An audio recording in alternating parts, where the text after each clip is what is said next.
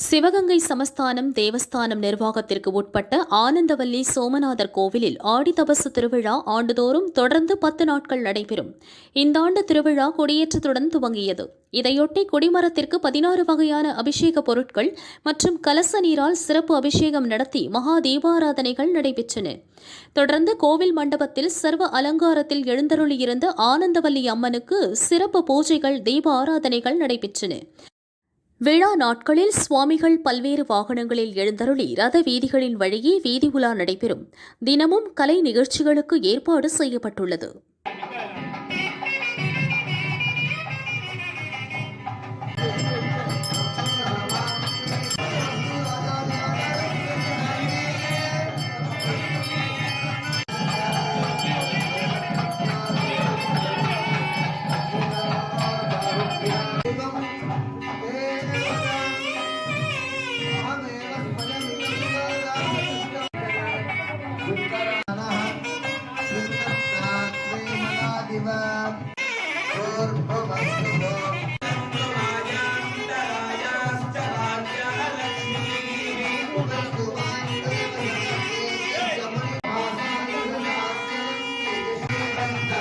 होगा प्रत्यक्षणा